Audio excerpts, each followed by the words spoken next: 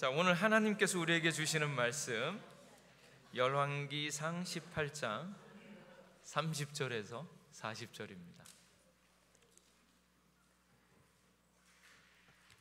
열왕기상 18장 30절에서 40절 한 절씩 교독하겠습니다.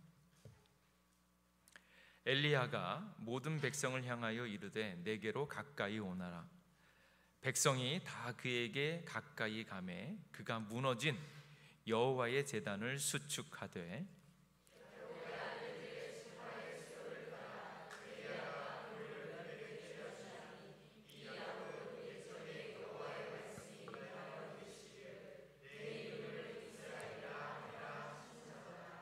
그가 여호와의 이름을 의지하여 그 돌로 제단을 쌓고 제단을 돌아가며 곡식 종자 두세 알을 둘 만한 도랑을 만들고 또 나무를 버리고 송아지 각을 떠서 나무 위에 놓고 이르되 통 넷에 물을 채워다가 번제물과 나무 위에 부으라 하고 또 이르되 다시 그리하라 하여 다시 그리하니 또 이르되 세 번째로 그리하라 하여 세 번째로 그리하니 물이 제단으로 두루 흐르고 도랑에도 물이 가득 찼더라. 저녁 소제 드릴 때에 이르러 선지자 엘리야가 나아가서 말하되 아브라함과 이삭과 이스라엘의 하나님 여호와여 주께서 이스라엘 중에서 하나님이신 것과 내가 주의 종인 것과 내가 주의 말씀대로 이 모든 것을 행하는 것을 오늘 알게 하옵소서. 여호와여 내게 응답하소서. 내게 용답하소서. 이 백성에게 주 여호와는 하나님이신 것과 주는 그들의 마음을 되돌이키심을 알게 하옵소서 하매 이에 여호와의 불이 내려서 번제물과 나무와 돌과 흙을 태우고 또 도랑에 물을 핥은지라.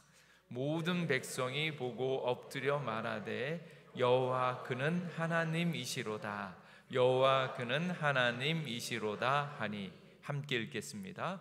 엘리야가 그들에게 이르되 바알의 선지자를 잡되 그들 중 하나도 도망하지 못하게 하라 하매 곧 잡은지라. 엘리야가 그들을 기손 시내로 내려다가 거기서 죽이니라. 아멘.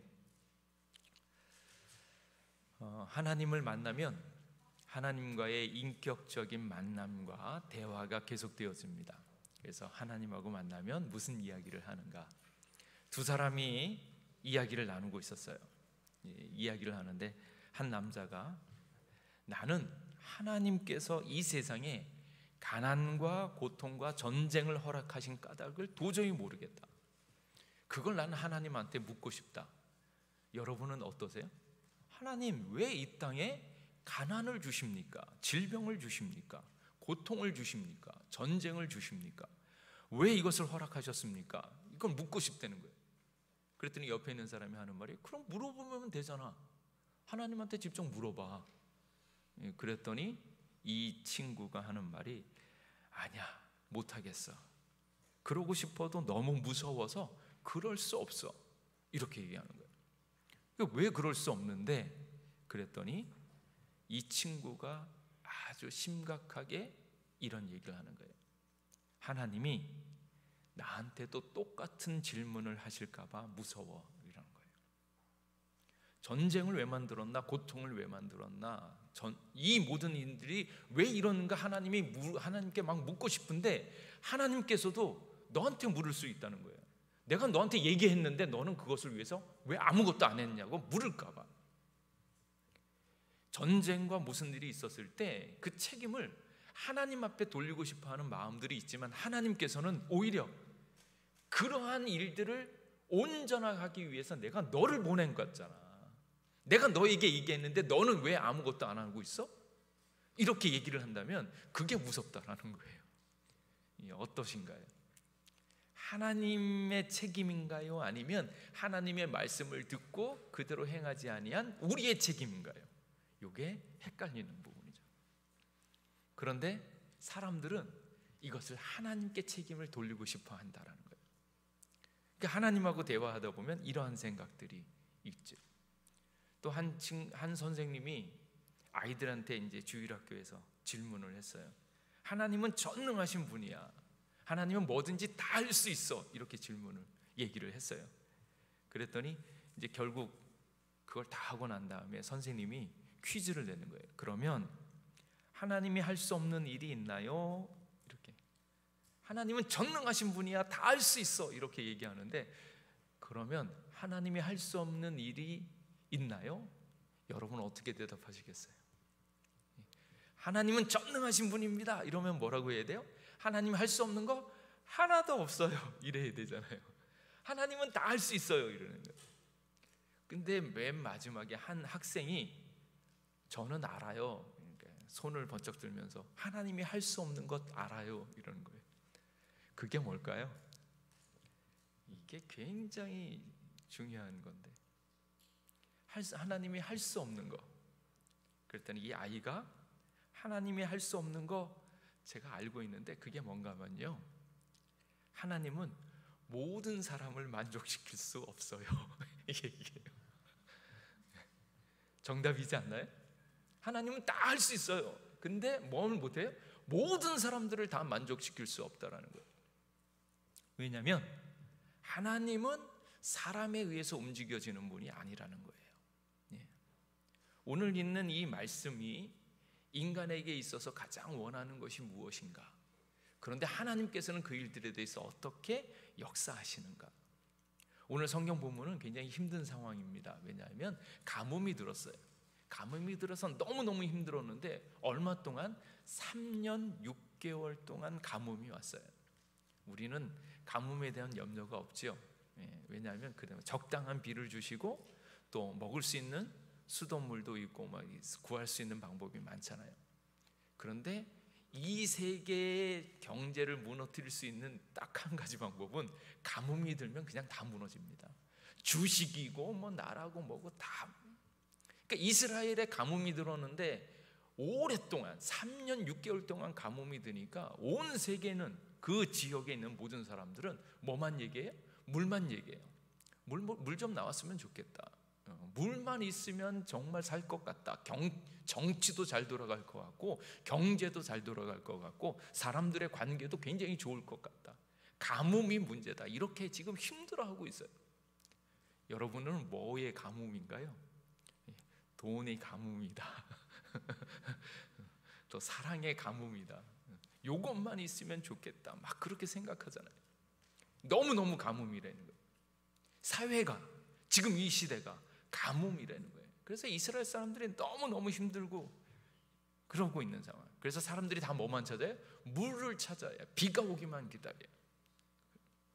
그런데 지금 이 이스라엘 이 땅에 왜 가뭄이 들었을까? 성경 말씀을 찬찬히 보면 가뭄을 든 이유가 나오는데, 첫 번째 이유는 무엇인가 하면 엘리야의 기도 때문이에요. 엘리야가 기도를 했어요. 뭐라고 기도했는가? 열왕기상 17장 1절 말씀. 길앗 중에 우거하는 자 중에 디셉 사람 엘리야가 아합에게 말하는데, 내가 섬기는 이스라엘의 하나님 여호와께서 살아계심을 두고 맹세하노니 내 말이 없으면 수년 동안 비도 이슬도 있지 아니하리라 하니라. 내 말이 없으면 여기에 비도 없고 이슬도 없다. 이스라엘의 가뭄을 든 이유는 누구 때문에? 엘리야 때문에. 선지자 엘리야의 기도 때문에 비도 안 오고 이슬도 없는 거예요. 이게 참 놀라운 능력의 종이죠. 엘리야, 능력의 사람이야. 하나님의 역사를 일으킬 수 있는 엘리야. 근데 그 엘리야의 기도 때문에 이스라엘이 모든 사람들이 힘들어하고 어려워하고 있는 가뭄이 왔다라는 거예요. 그러면 엘리야는 왜 이 기도를 했는가? 야고보서 5장 17절 말씀에 엘리야가 비가 오지 않기를 간절히 기도한즉 3년 6개월 동안 땅에 비가 오지 아니하고, 이렇게 신약에서도 명확하게 얘기하죠. 비가 안 온 이유는 엘리야의 기도 때문에.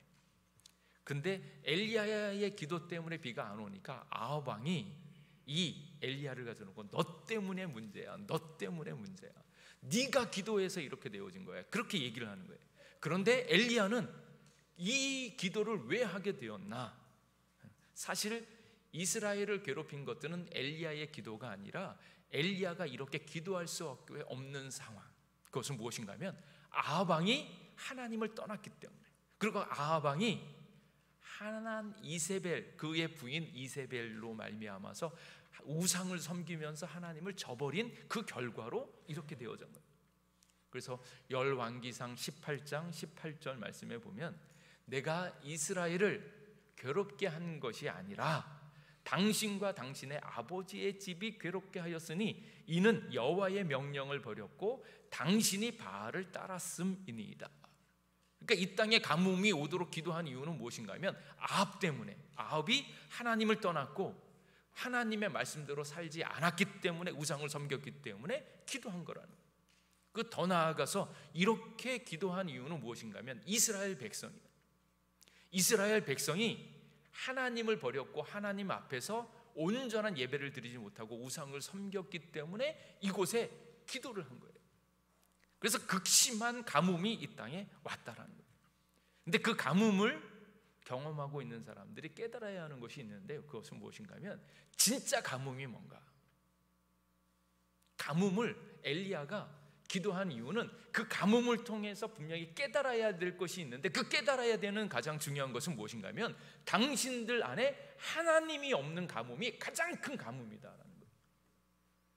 그래서 당신이 지금 하나님을 온전히 섬기고 있는가, 하나님을 예배하고 있는가, 하나님을 찾고 있는가, 그것이 빠졌기 때문에 지금 가뭄이 오는 거고, 그 가뭄을 통하여서 이스라엘 백성이, 아합이 깨달아야 되는 것은 무엇인가 하면 내가 하나님을 떠났구나, 하나님을 저버렸구나, 그것을 깨달으라고 지금 가뭄이 오는 거예요. 여러분의 삶 가운데서 가뭄이 왔을 때 깨달아야 할 것이 무엇인가. 가뭄을 너희들 한번 골탕 한번 먹어봐라, 하나님 안 믿으면 벌 받는다, 이거 하려고 하는가? 그것이 아니고 여러분의 삶 가운데 힘들고 어렵게 만드는 가장 큰 이유는 무엇인가 하면 하나님을 모른다는 거, 하나님을 떠났다는 거, 그리고 하나님 없이 그냥 잘 살아가고 있다라고 생각하고 있는 그것을 깨트리기 위해서 엘리야가 특별히 가뭄을 기도한 거예요. 그래서 엘리야가 가뭄을 하나님께 요청했을 때 그 분명한 이유, 아합이 이스라엘의 하나님을 떠났기 때문에 지금이 얼마나 위급하고 위험한 때인지를 깨닫게 하기 위해서, 그리고 이것이 전적으로 인생의 모든 일들이 하나님께 달려있다는 것을 보게 하기 위해서 가뭄을 허락하신 겁니다. 그래서 엘리야가 하나님께 간청했을 때 그것은 이스라엘 백성을 괴롭게 하는 것이 아니라 진짜 살아갈 수 있는 삶의 이유가 무엇인가, 삶의 근원적인 무엇인가, 그것을 깨달으라고 하는 거예요. 그러니까 고통을, 고난을 헛되이 여기지 마시고, 헛되이 흘려보내지 마시고 그 안에 감추어진 하나님의 뜻을 꼭 깨달을 수 있기를 주님의 이름으로 축복합니다. 그것을 깨닫는 것, 그것이 진정한 부흥의 시작이라는 거예요. 부흥이 무엇인가? 내가 죄를 짓고 내가 하나님을 떠났을 때 하나님이 없다라는 것을 간절한 마음으로 깨닫기 시작하는 것, 그것이 부흥의 시작인 것을 믿으시기 바랍니다. 근데 많은 사람들이 부흥을 이야기하면 왜 위에부터 불이 휙 떨어지는 거, 그리고 불이 떨어지거나 사람들이 병이 났거나 막 일어서거나, 그리고 그래서 사람들이 막 몰려오는 거, 병 고침 받는다, 뭐 기적이 일어난다 그러면서 사람들이 막 몰려오는 것, 그걸 부흥으로 생각하는데 실제 부흥은 그렇지 않고 잃어버렸던 하나님의 역사, 하나님의 임재를 실제로 경험하기 시작했을 때 그것이 진정한 부흥이라는 것을 믿으시기 바랍니다. 그래서 요즘에 여기에 있는 센터 처치의 책에 보면 팀 켈러 목사님이 하신 말씀 가운데 진정한 복음적 부흥이 무엇인가, 그것을 이야기합니다. 뭐라고 이야기하냐면 진정한 복음은 무엇인가 하면 죄와 은혜의 복음 교리를 단지 지식이 아니라 삶으로 경험하는 거예요. 복음을 만나면 자유하고 기쁘고 즐거움이 막 넘치는 거예요. 왜? 내가 부활할 거라고 하는 확신이 들면서 그것을 누리는 거예요. 세상이 아무리 무너져도 소용없습니다. 걱정될 게 없어요. 왜? 죽어도 다시 살아나는 예수 그리스도가 우리에게 있는 것을 믿으시기 바랍니다. 그러니까 그 세계를 바라보고 있는 사람은 아무리 근심, 걱정, 돈이 없고 막 이래도 근심이 하나도 안 돼요. 왜? 내 삶이 저절로 긍정적인 거예요. 다 힘드니까 그래도 나는 이만큼 견딜 수 있는 것 하나님의 은혜인 것이 막 느껴지는 거예요. 그래서 지적으로 아는 것이 아니라 그 부활의 예수님이 지적이 아니라 우리의 삶으로 경험적으로 보는 거예요. 그래서 그것을 경험하기 시작하면 뭐가 바뀌는가? 표정이 바뀌어요. 표정이. 아무 근심 없이 이 모든 것을 감당할 수 있는 마음의 여력들이 생기기 때문에. 그래서 팀 켈러 목사님이 복음에 대한 부흥을 이야기할 때 제일 첫 번째로 이야기하는 것이 무엇인가 하면 이겁니다. 자신의 죄로 인한 하나님의 단절을 깨닫는 거예요. 그래서 막 역사가 나타나고 기적이 나타나고 이게 아니라 네가 지금 하나님하고 떨어져 있다라는 것을 깨닫기 시작하는 거. 그 이유가 무엇인가? 너의 죄 때문에, 너의 게으름 때문에, 너 안에 있는 우상 때문에 하나님과의 단절이 경험되어졌을 때 그게 진짜 부흥의 시작이라는 거예요. 그래서 이전보다 더 깊이 자기를 합리화하는 거, 불신앙의 모습, 자기 의를 드러내는 거. 자기 의가 무서운 이유는 무엇인가 하면 하나님을 의지하기보다는 자기 신념, 자기 생각, 자기 고집, 자기 의를 더 믿기 때문에 그래요. 근데 그런 것 때문에 오히려 하나님을 만나지 못하고 있구나라는 것을 스스로 자각하기 시작할 때 그때가 복음적 부흥이라는 거예요. 그래서 하나님과의 단절을 깨닫고 하나님께로 돌아갈 수 있는 그 마음의 부흥이 일어날 수 있기를 주님의 이름으로 축복합니다. 그래서 자기 내면 안에 있는 심층적인 것이 이렇게 보이는 거예요. 내 안에 예수님이 없다.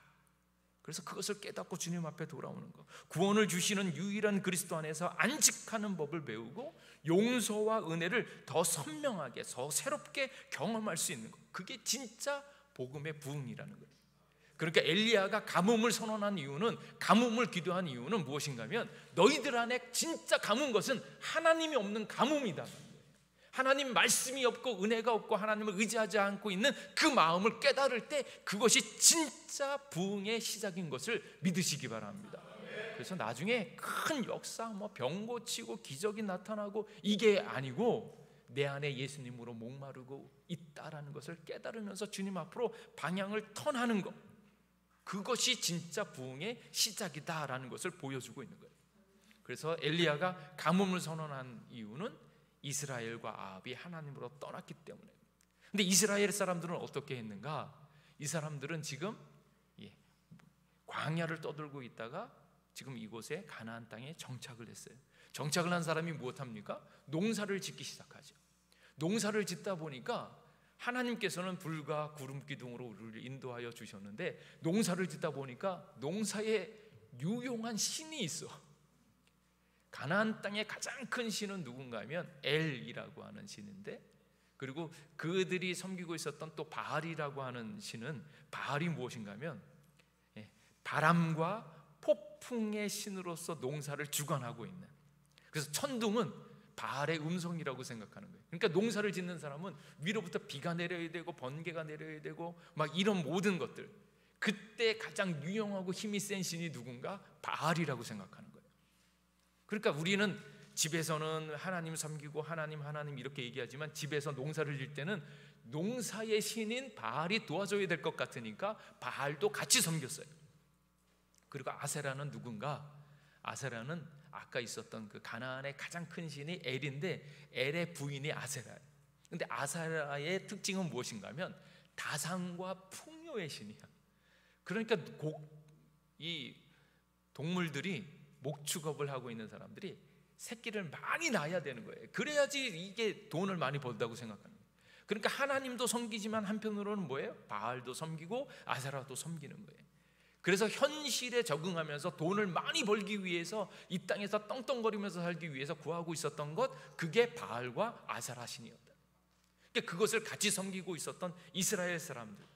그러니까 엘리야는 이스라엘과 아합이 하나님을 떠났다는 것을 알고 있고, 그리고 이스라엘 백성들이 우상들과 하나님 사이를 머뭇머뭇거리면서 왔다 갔다 하고 있는 그 모습을 딱 보고 있는 거예요.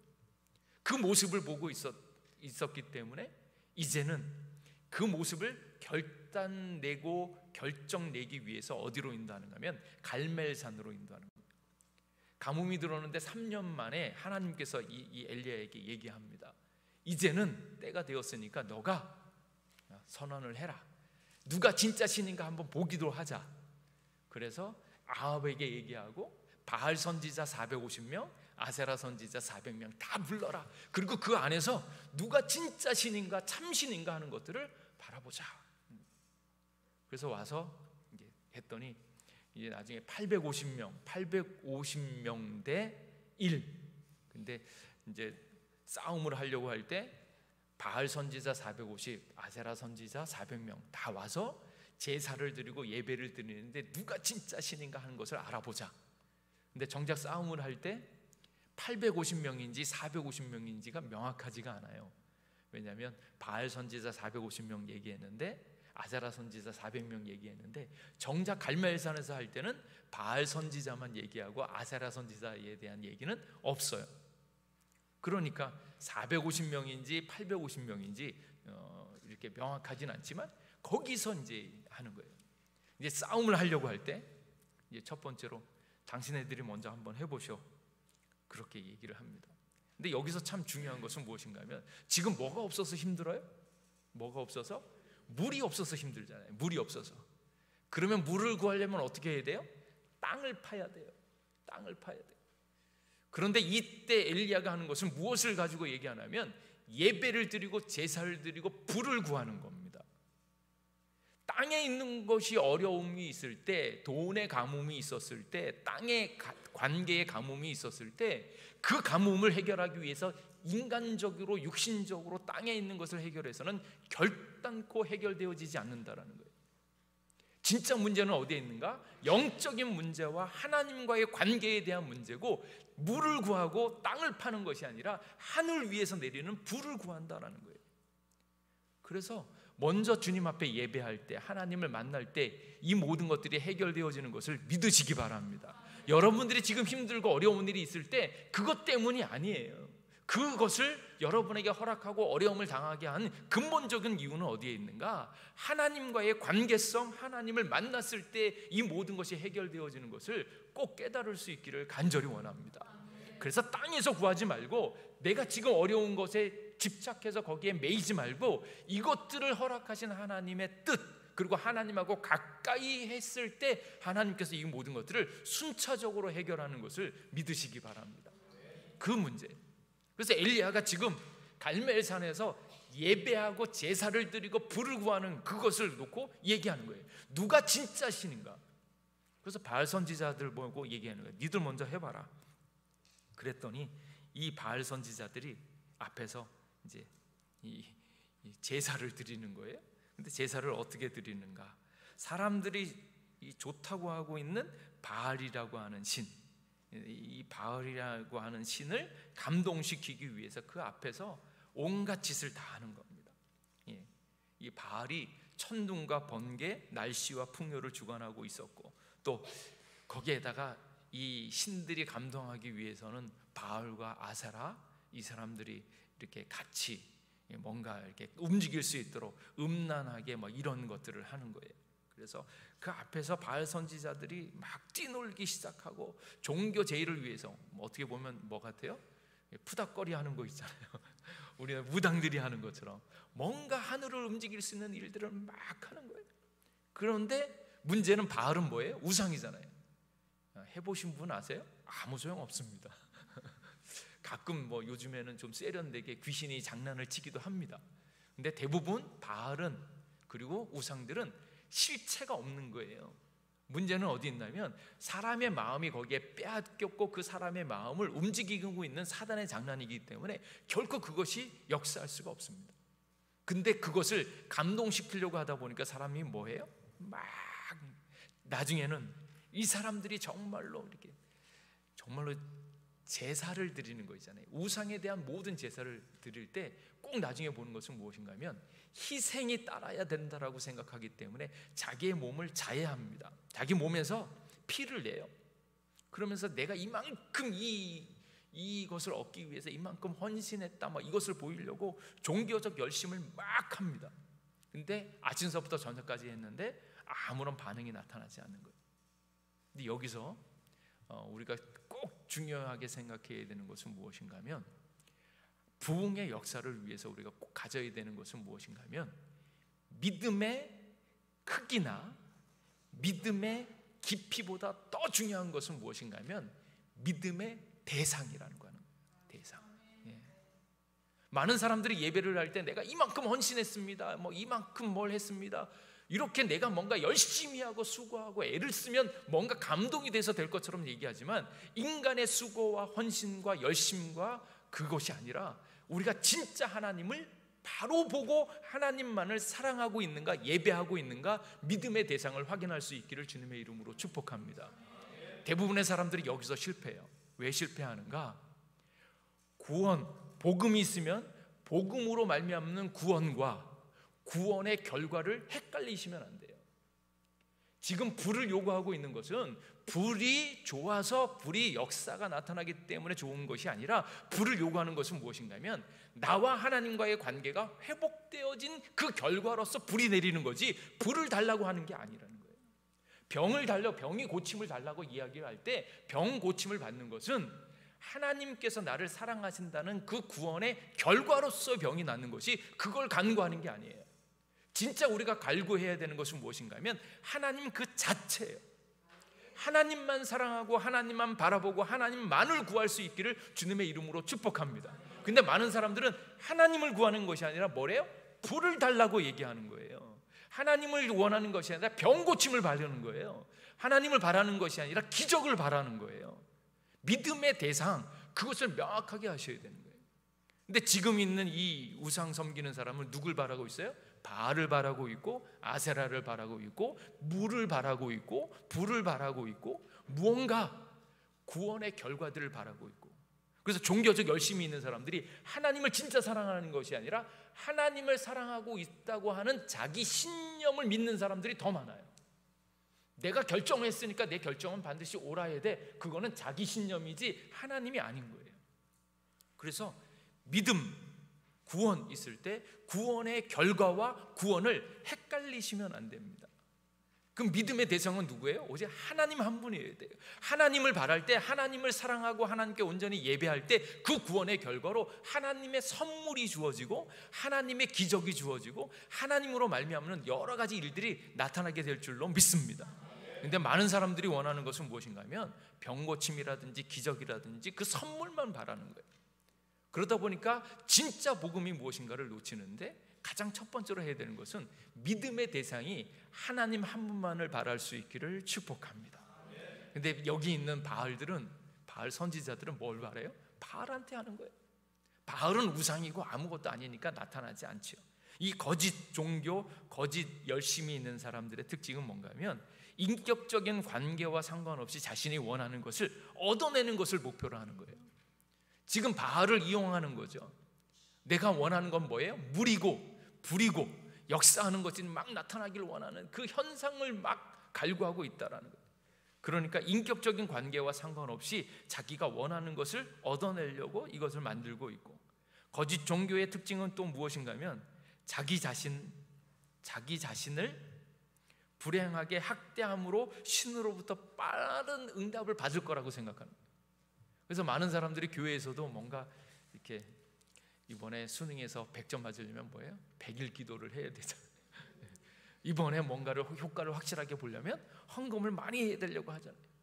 자기 자신을 학대하거나 자기 자신을 더 많이 수고를 하고 희생을 하면 뭔가 효과가 클 거라고 생각해서 그런 식으로 사는 것, 인간에 의해서 하나님을 움직일 수 있다고 생각하는 것, 그것 자체가 온전한 신앙의 모습이 아니다라는 거예요.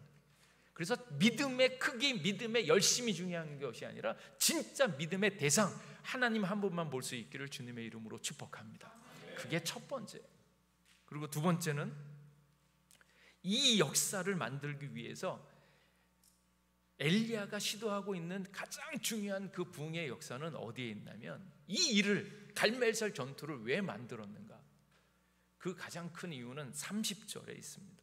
뭐라고 말씀하시냐면, 엘리야가 모든 백성을 향하여 이르되 내게로 가까이 오라. 백성들이 다 그에게 가까이 가며 그가 무너진 여호와의 제단을 수축하되 라고 하는 거예요. 30절 말씀에 무너진 제단을 수축하는 것, 이 일 때문에 이 일을 하는 거예요. 말하자면 진정한 예배, 이스라엘 백성이 다 무너지고 있는데 이스라엘 백성들에게 불을 내려야 되는 이유는 무엇인가 하면 하나님과의 관계를 회복하면서 무너진 제단을 수축하는 거예요. 수축이 무엇인가요? 숫자는 수리할 때 숫자, 이렇게 고치는 거, 축자는 쌓는 거예요. 무너진 제단이야. 하나님과의 관계를 새롭게 하고 하나님이 내 안에 계신 것을 확인하면서 그와 함께 할 수 있는 그 예배의 삶을 살아야 되는데 그 예배를 다 놓쳐버렸다라는 거예요. 그래서 진짜 부흥의 역사를 만드는 가장 소중한 것은 무엇인가 하면 바로 제단을 수축하는 거, 하나님을 만나는 것을 회복하는 거예요. 그것 없는 불은 아무 의미가 없습니다. 지금 불이 내리는 이유는 하나님과의 관계가 회복되어져서 하나님이 나와 함께 있다라는 그 결과로서 불이 오는 거지, 불을 내려서 기적을 만들고 막 이상한 일들을 생기는 것, 그게 목적이 아니라는 거예요. 진짜 목적은 무엇인가 하면 하나님하고 나하고 같은 관계를 회복하는 것, 무너진 제단을 수축하는 것, 이것이 가장 큰 부흥의 비결인 것을 믿으시기 바랍니다. 그래서 복음적 부흥의 시작은 어디서부터 있는가? 내 안에 없는 하나님을 내가 체험하는 것, 그 단절을 깨닫고 이제는 주님께로 돌아가자 주님을 만나는 것. 그래서 이 놀라운 갈멜살 전투를 만든 이유는 다른 것이 아니라 이스라엘 백성들아, 너희들이 하나님을 떠났고 우상과 하나님 사이를 머뭇머뭇하고 있는데 이제는 무너진 제단을 쌓고 주님 앞에 돌아오라는 것, 그게 가장 소중하다는 것. 그 일들을 위해서 지금 이 무너진 제단을 만드는 겁니다. 그래서 우리가 먼저 해야 되는 것이 무엇인가 하면 하나님과의 관계를 새롭게 하는 것. 그러니까 병 고치고 막 여러 가지 기적이 나타나고 방언이 있고 예언이 있고, 그런데 하나님과의 관계성이 없다? 성령께서 오셔서 어떤 기의 역사처럼 나로 하여금 나도 모르는 말을 막 하게 하고 예언이 있고, 아무 소용없습니다.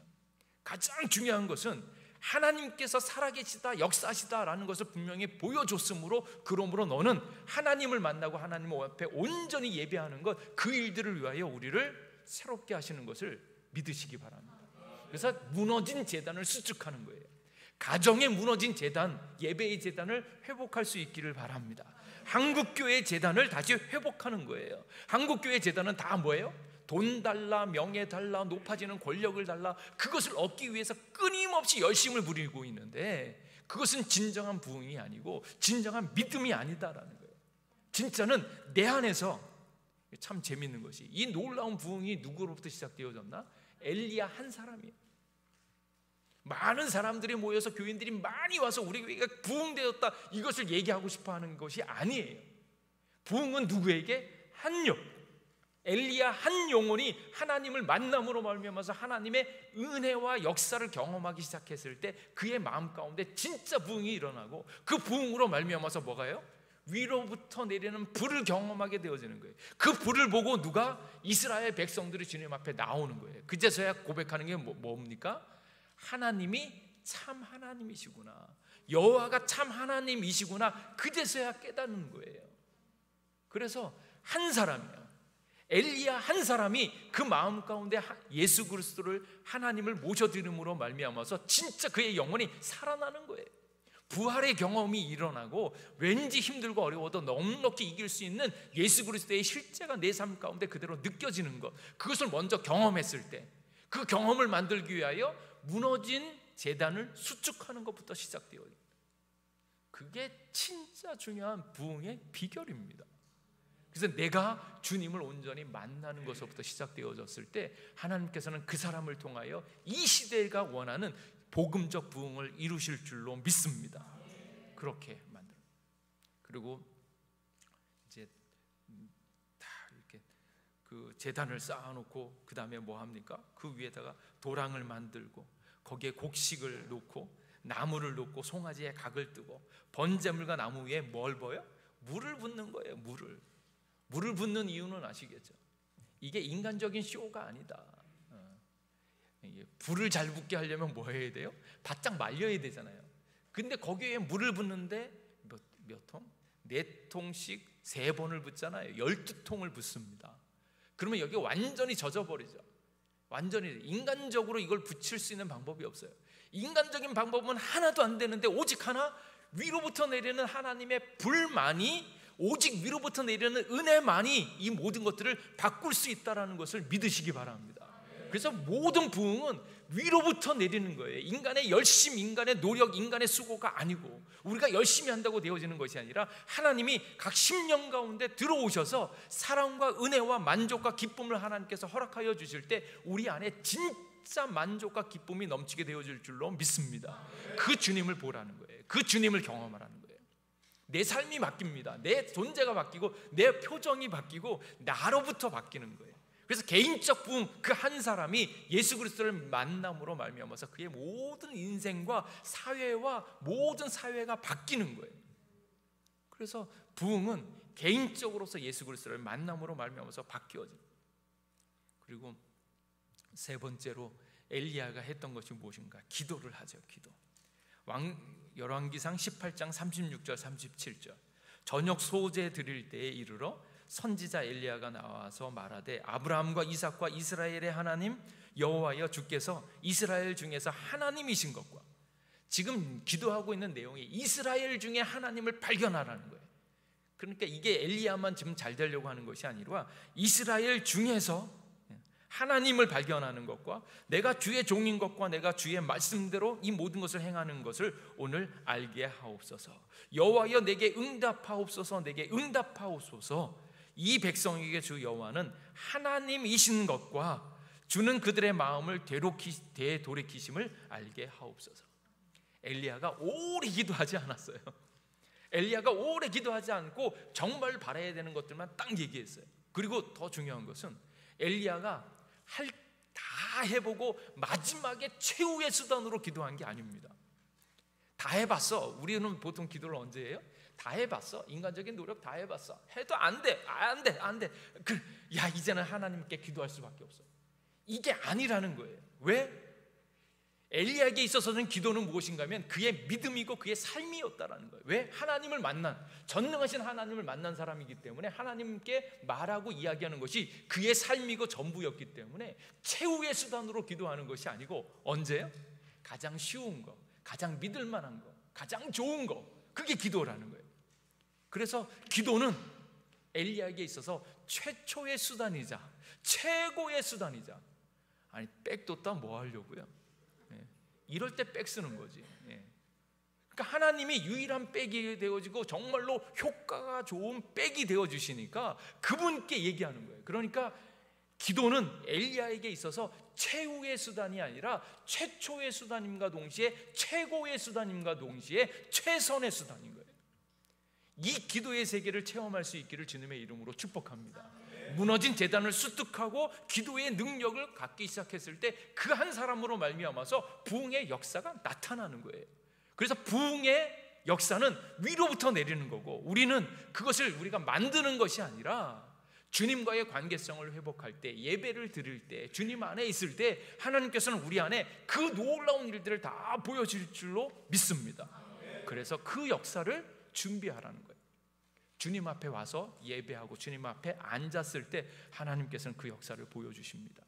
그러고 나니까 불이 위로부터 쫙 내렸어요. 위로부터 내리는 불, 인간이 감당할 수가 없습니다. 다 태워버리죠. 다 태워버려요. 그래서야 이스라엘 백성이 뭐라고 얘기하냐면, 와, 여호와 그분이 하나님이시다. 여호와 그분이 하나님이시다. 그렇게 얘기합니다.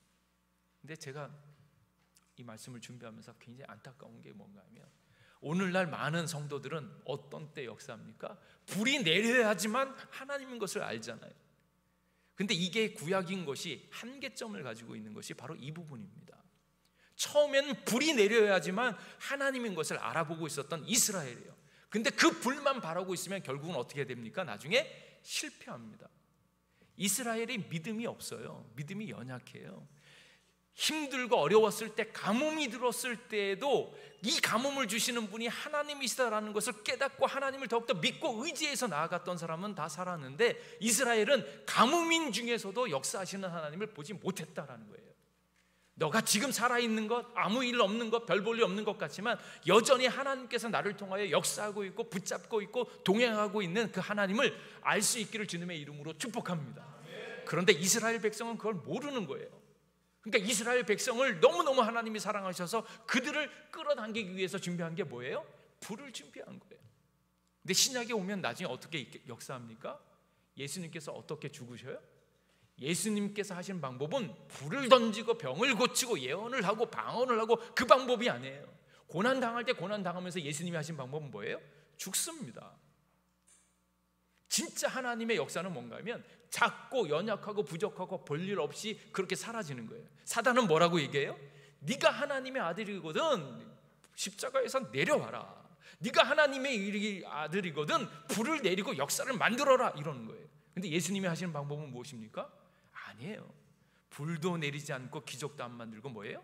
그냥 묵묵히 죽어가는 겁니다. 왜? 묵묵히 죽어감으로 인하여서 하나님의 은혜와 사랑을 경험하고 있는 그 수준까지 간 거예요. 지금 구약에 있어서는 이 사람들은 믿음이 없으니까 불을 보여야지만 다시 와 하나님이시구나 알 수 있는 그 수준이니까 이렇게 하는 거고, 나중에 예수님을 진짜로 믿는 사람은 어떤 사람이에요? 그리 아니하실지라도 물이 없어도 그 어떤 순간에도 하나님을 믿고 따를 수 있는 진짜 믿음이 있는 거예요. 그 수준으로 내려갔을 때 하나님께서는 아까 말씀드렸던 것처럼 나의 죄 때문에 나의 게으름 때문에 하나님과의 단절함을 느끼고 하나님 앞에 돌아오고 있는 그 마음 자체가 가장 큰 부흥의 시작인 것을 믿으시기 바랍니다. 진짜 부흥은 거기에 있다라는 거예요. 그래서 다시 주님 앞으로 돌아가서 복음적 부흥은 무엇인가? 내 안에 하나님 없음을 깨닫는 것. 그래서 다시 하나님께로 나아가는 것. 인간적인 수많은 수고와 애씀과 부족함이 결코 사람에게 달려있는 것이 아니라 위로부터 내리는 불과 같이 하나님의 역사를 바랄 때 하나님으로 말미암아서 해결되어지는 것을 믿고 하나님 앞으로 나아갈 수 있기를 주님의 이름으로 축복합니다. 이 시간 우리 같이 한번 기도하겠습니다. 기도할 때 우리 잠깐만 1분만 우리 같이 기도할 때, 하나님, 내 안에 하나님이 없는 것을 알게 하여 주시옵고 하나님이 보지 못하는 것들을 불쌍히 여기시고 이제 하나님만을 바라보며 하나님과의 예배가 회복되고 하나님만을 찾을 수 있는 저희들 되게 하여 주시옵소서. 그리고 진짜 내 삶 가운데 부흥의 역사, 복음적 부흥이 나타나게 하여 주시옵소서. 우리 주여 한번 부르짖고 기도하겠습니다.